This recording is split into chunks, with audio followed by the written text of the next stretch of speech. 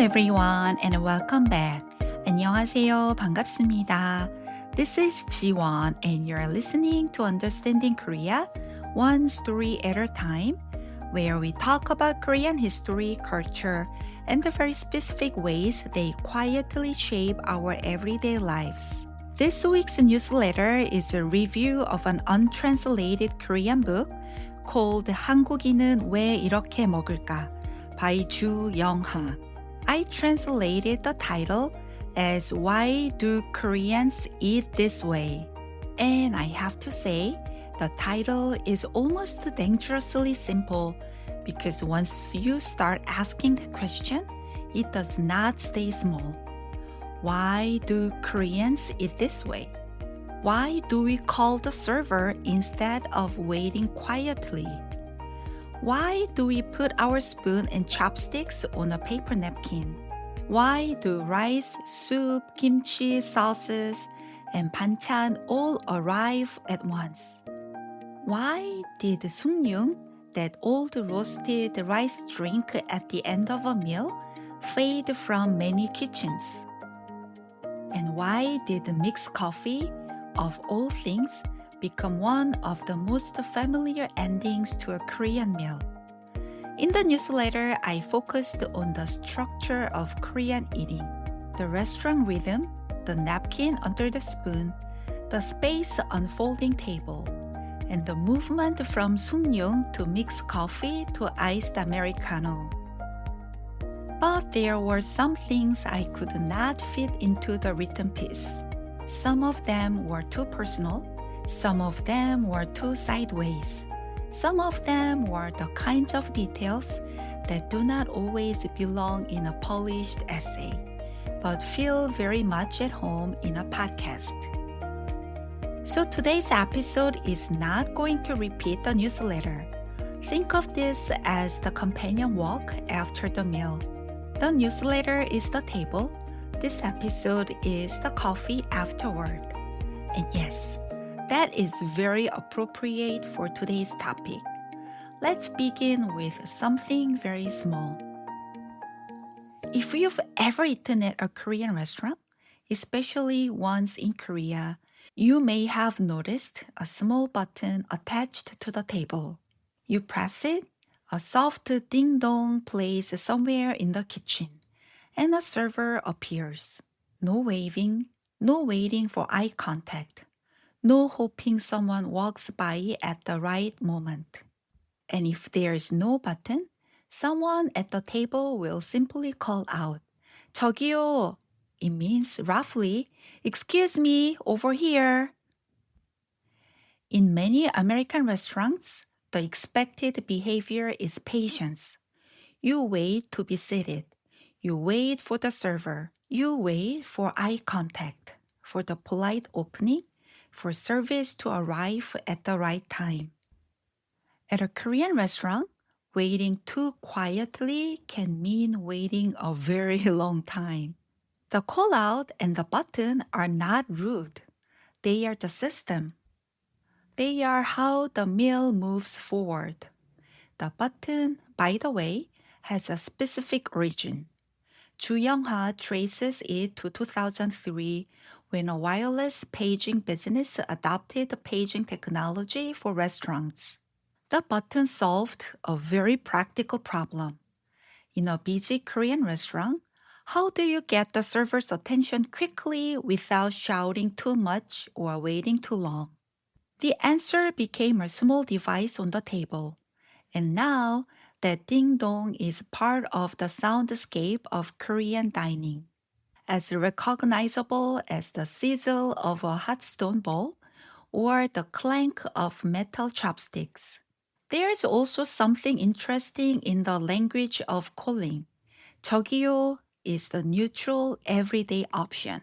But in older, more casual settings, especially neighborhood restaurants run by women of a certain generation, you might hear people call out 이모, Auntie. Not because the server is anyone's actual aunt, but because 이모, Auntie is a term of warmth and familiarity. A way of saying, I see you as someone close, not just someone serving me. It's social softening, wrapped inside a practical request. At a restaurant, emo is a practical address, not a literal one. What I love about all of this, the button, the call out, the emo, is what it tells us about Korean meals even before anyone eats. A Korean restaurant is not always a space where service descends upon you. It is a space where you participate. You call, you press, you reach for utensils, you share food, you grill your own meat. You sometimes take the check to the counter yourself. The customer is not exactly passive. And this matters because Korean eating, as Joo Young-ha shows throughout the book, is not simply about food. It is about choreography, where your body goes, where your spoon rests, what belongs to you and what belongs to the table. When the meal is over, what comes next? And speaking of where the spoon rests, let's move to one of my favorite tiny rituals. Okay, the button gets pressed. The server comes. Food is on its way. But before any of that, before the first dish arrives, there is another small ritual. A napkin gets pulled from the dispenser on the table, laid flat, and the spoon and chopsticks are placed on top of it. Not in the lap, not folded, just flat, a thin square of paper under the utensils. If you've grown up in Korea, you do this automatically. You probably don't even think about it. But if you haven't, it can look a little puzzling. Why not just put them on the table? Ju traces this habit to a very specific historical moment, the 1970s, when South Korea's petrochemical industry expanded rapidly and made disposable paper napkin cheap enough to stock in bulk dispensers at every restaurant table. As the napkin appeared, so did a particular instinct. The paper feels cleaner than the table surface. And then diners began using them as a kind of utensil rest. But the most interesting part is not just the industrial history, it is the feeling. Joo Young-ha cites the idea of gibun wisaenghak, which I translated in the newsletter as something like emotional hygiene or the feeling of hygiene. The table might have been wiped, it might be clean, but if you are sitting in a busy restaurant and the staff just cleared the previous customer's dishes, you may not fully trust that surface. So the napkin becomes a little square of reassurance. The spoon is safe there. The chopsticks are safe there. We are ready to eat. Of course, the irony is that the napkin itself is not automatically cleaner. Ju discusses concerns that existed in Korea about fluorescent whitening agents in some white paper napkins. So, objectively speaking, the napkin may not always be cleaner than the table, but it feels cleaner. And sometimes culture is built not only on facts, but on what makes daily life feel manageable. That, to me, is where the book becomes so interesting. Because many eating habits are not perfectly rational, they are emotionally practical. They let people move through the meal without too much anxiety. The napkin says, I have created a clean enough place. Now I can eat. And then the food arrives, not one dish at a time, all at once. Now, here is one of the ideas in the book that I think genuinely reframes how you see Korean food. It's a simple observation, but once you hear it, you cannot unhear it. In a Western multi-course meal, especially a formal one, The meal unfolds in time. Appetizer, then soup or salad, then the main, then dessert. The chef decides the sequence. The structure is given to you. You move through it like chapters in a book. A Korean meal unfolds in space. Everything or nearly everything arrives at once.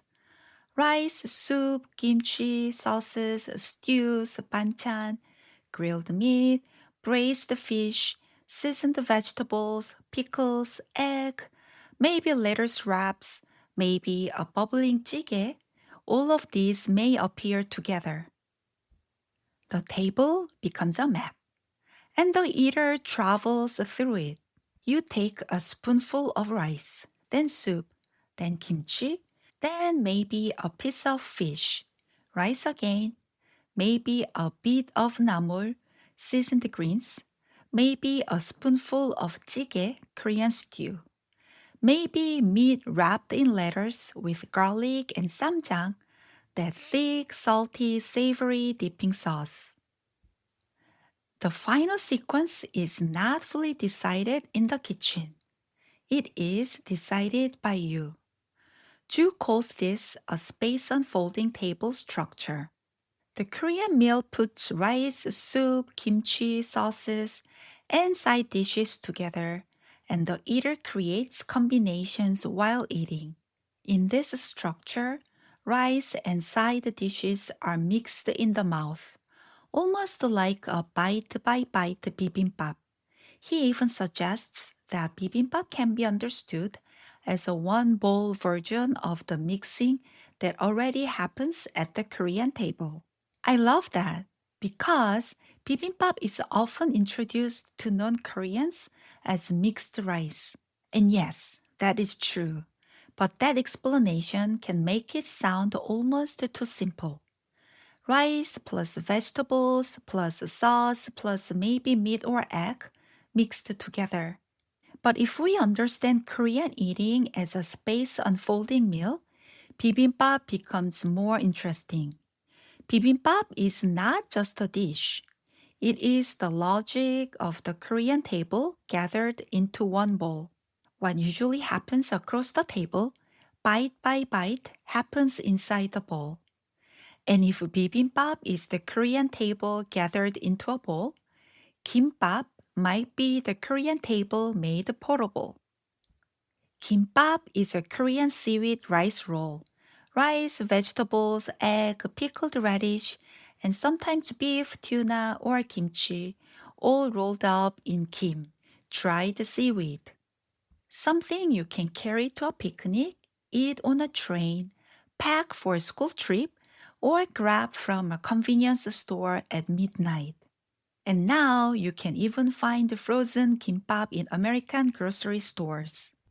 Trader Joe's has it, Costco has had versions of it. The portable Korean table has become even more portable. A similar logic, a different form, a different destination. And this also helps explain why Korean meals feel relational. The table is not arranged as a set of isolated plates. My rice may be mine, my soup may be mine, but the banchan belongs to the table. The stew may sit in the center. The grilled meat requires someone to turn it, cut it, rescue it from burning, and maybe place a piece of someone else's plate. This is the part of Korean eating that I find both beautiful and complicated. A Korean meal often asks people to negotiate the border between mine and ours. My bowl, our side dishes, my spoon, our stew, my hunger, our table. And that border is where a lot of Korean social life happens. But that border has also been changing. If we are not used to communal Korean eating, shared stews and communal banchan can feel uncomfortable. Joo Young-ha talks about how foreign diners may be startled by this, and he notes that one practical solution is to ask for an 앞접시, a small extra plate for taking food from shared dishes. That little plate does something very useful. It lets people participate in a shared meal while also keeping a small personal boundary. And after COVID, that boundary became much more visible. The hygiene questions around Korean communal eating had existed before the pandemic, but COVID made them public and urgent.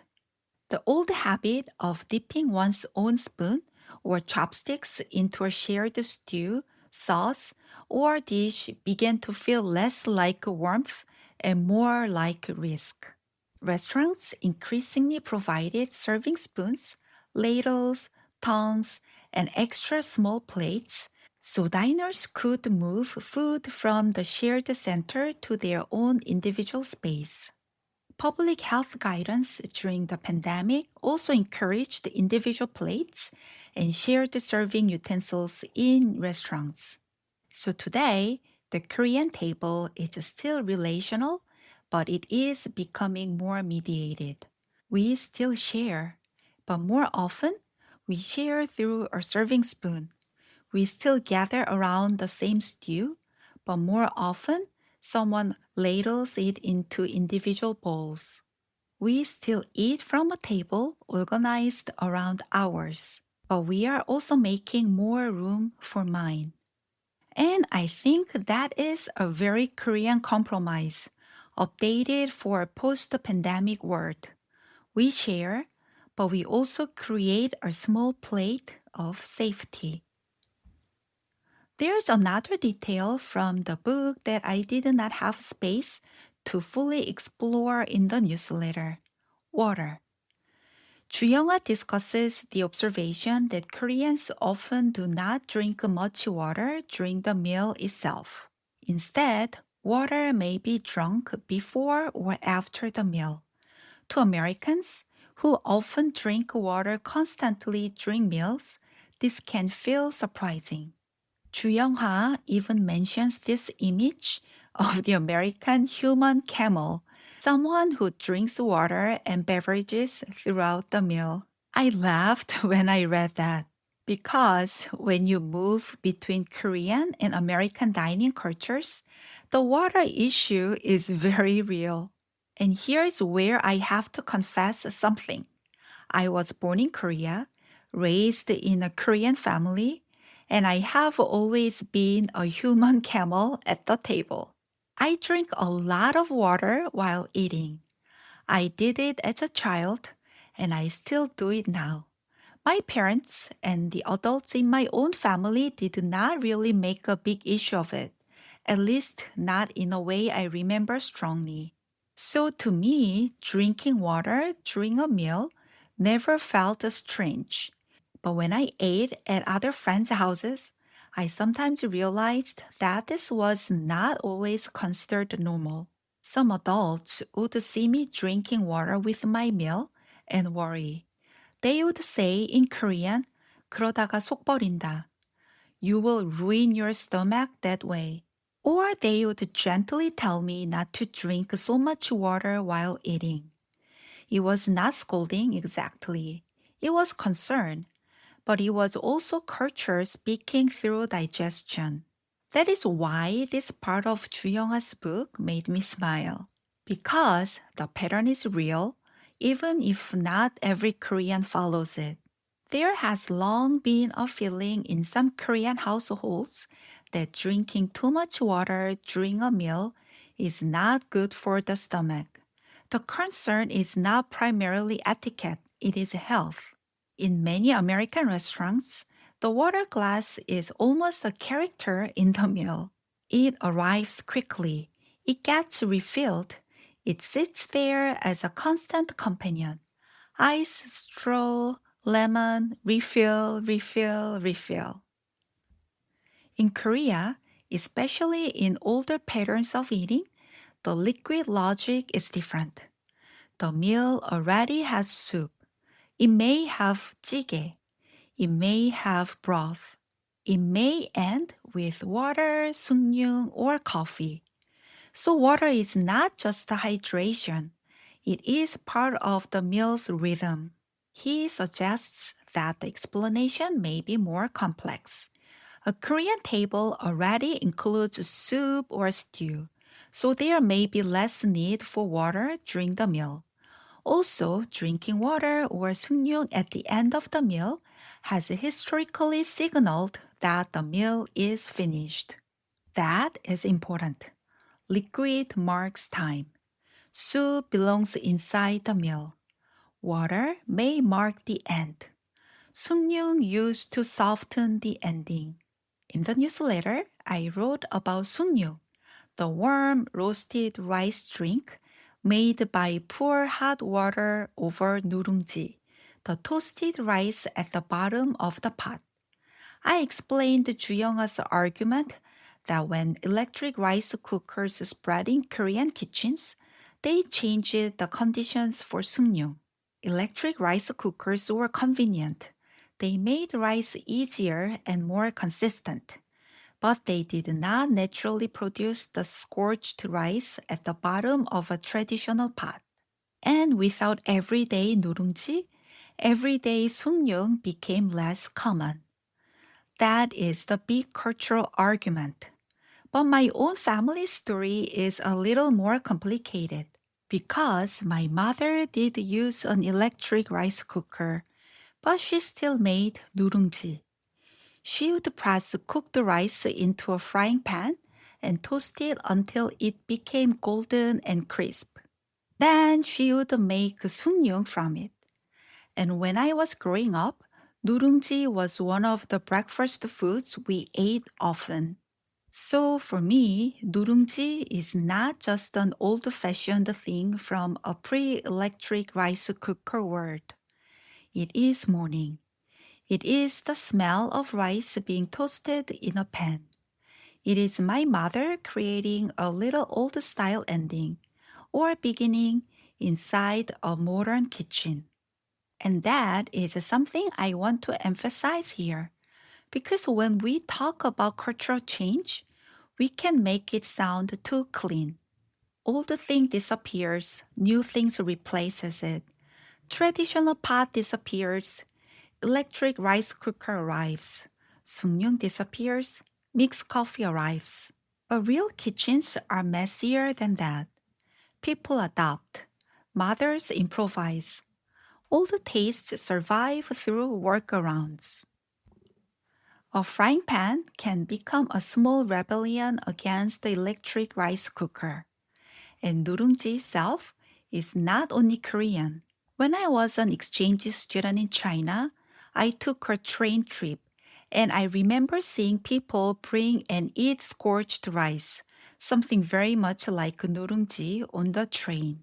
It reminded me that toasted rice, scorched rice, crispy rice at the bottom of a pot, these things are not uniquely Korean.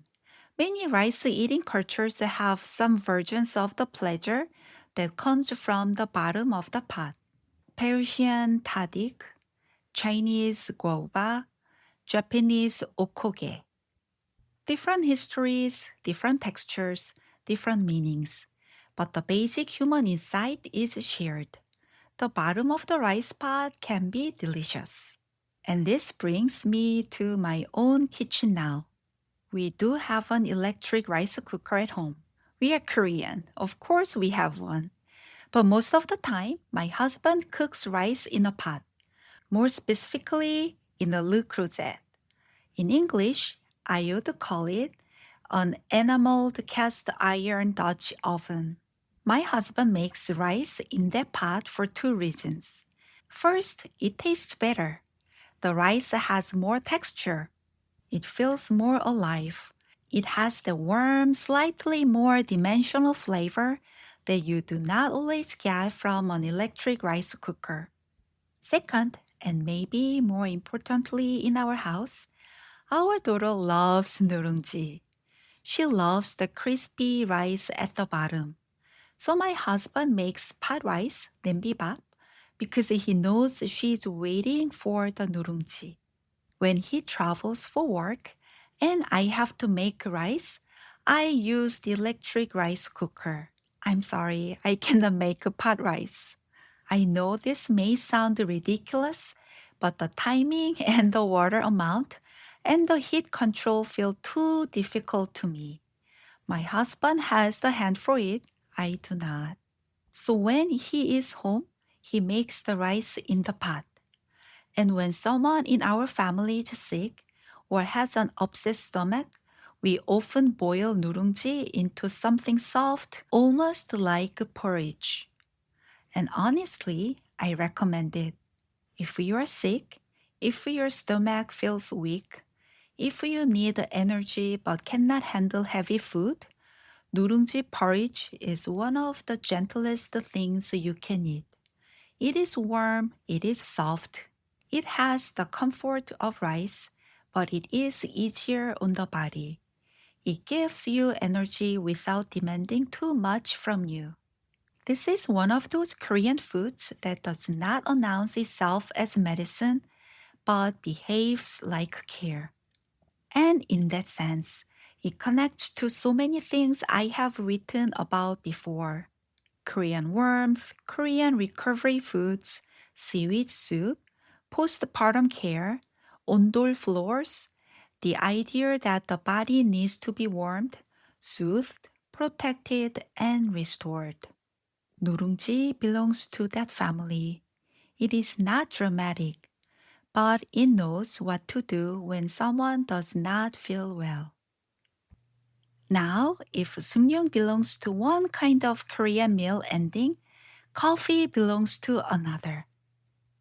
And for me, coffee after meals is not just an abstract cultural pattern. It is my father. I grew up watching my father drink coffee after meals at home.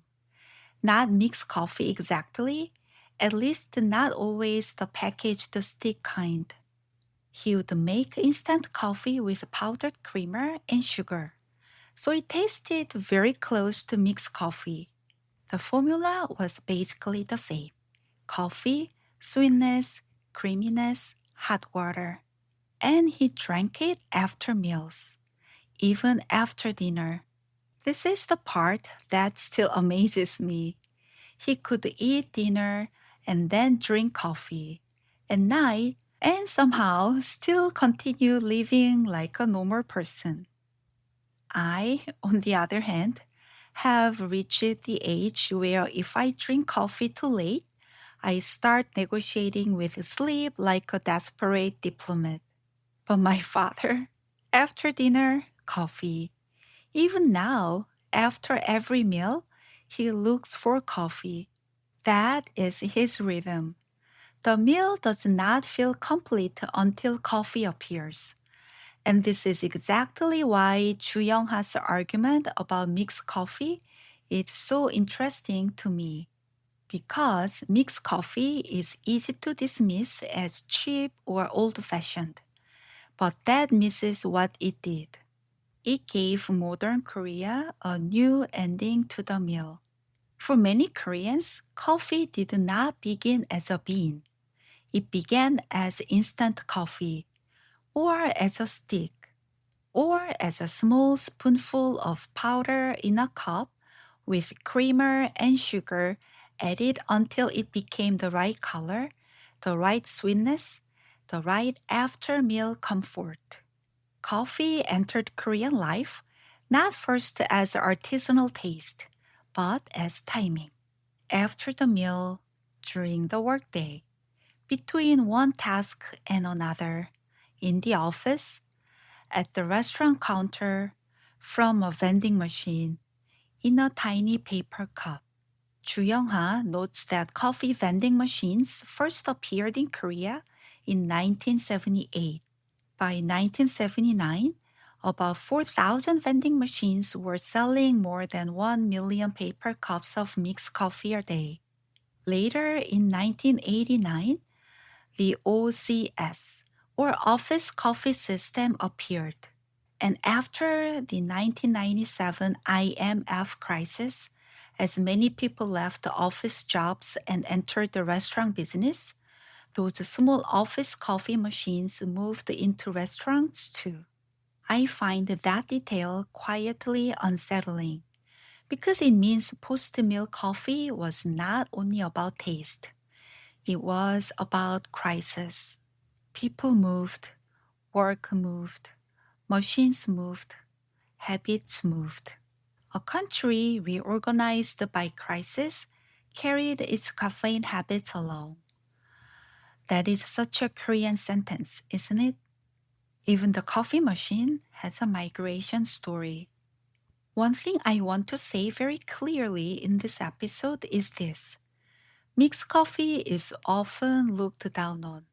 Some people treat it as the junk food of coffee, especially when they compare it to espresso based drinks, pour over coffee, or capsule coffee. They will say it is too sweet, too instant, too artificial, too old fashioned, too office pantry. But that misses what mixed coffee actually was.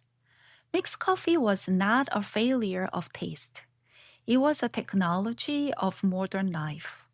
It was efficient, standardized, sweet, portable, and reliable.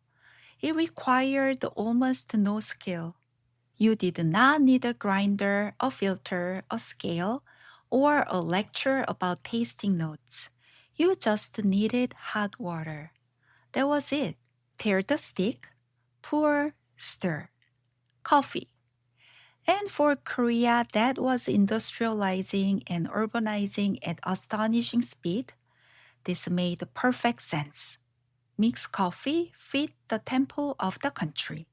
This is why I do not like it when people treat mixed coffee only as something embarrassing or unsophisticated. Yes, it is sweet. Yes, it is instant. Yes, it is not third wave coffee. But it is brilliant in its own way. It understood the assignment. It gave people a small, hot, sweet pause inside a very fast society. And now, of course, Korea has moved into another coffee era. Or perhaps not moved, layered. Because the cafe did not erase the vending machine. The capsule machine did not erase the stick. The iced Americano did not erase mixed coffee. Korea just kept adding cafe coffee, convenience store coffee, office coffee, capsule coffee, low cost franchise coffee, instant coffee, iced Americano in January. The result is not one coffee culture, it is a caffeine ecosystem. And that ecosystem has a social function. After lunch, someone says, coffee? And that question is never only about coffee. It can mean, let's keep talking. It can also mean, let's leave this restaurant. It can also mean, let's return to work. It can also mean, I like you enough to continue the conversation for 20 more minutes. It can also mean, the meal is over, but the relationship is not. This is where my earlier piece about ice Americano comes back. 얼죽아. It's short for 얼어 죽어도 ice Americano. Even if I freeze to death, ice Americano. It is one of those Korean phrases that sounds like a joke because it is a joke, but also because it is true. There are people in Korea who will drink iced Americano in the deepest winter. Coat, scarf, freezing hands, iced drink. And I love this because it shows how coffee in Korea is not just about flavor.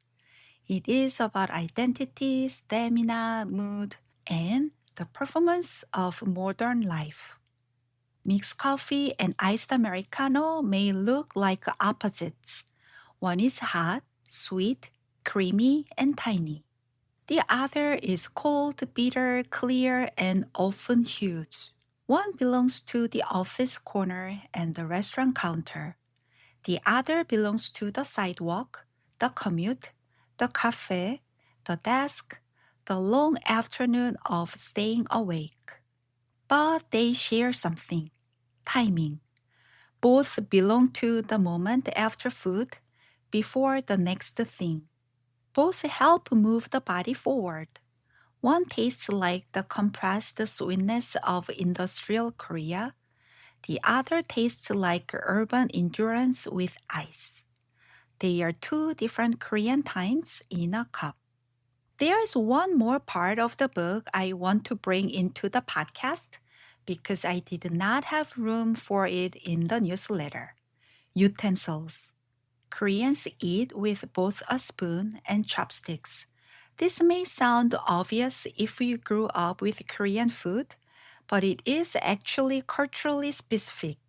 Chinese meals use chopsticks, of course, and spoons exist. But the Korean pairing of a metal spoon and metal chopsticks, used together throughout the meal, has its own rhythm. Joo discusses this through Norbert Weber, a German priest who first visited Joseon, Korea in 1911.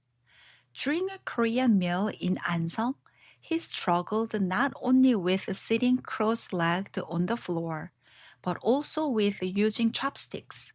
At one point, he tried to pick up 깍두기, cubed radish kimchi, and dropped it into his bowl. And yet, he admired Korean chopsticks, comparing them to a tool that seemed to combine the functions of a fork and knife. By the time he returned to Joseon in 1925, he was filmed using chopsticks much more skillfully. His body had learned the choreography.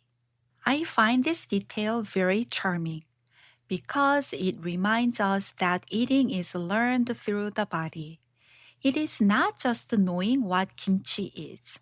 It is knowing how to sit, how to hold, how to reach, how to switch from spoon to chopsticks, how to scoop rice, how to pick up banchan, how not to drop 깍두기 into your bowl with a tragic splash.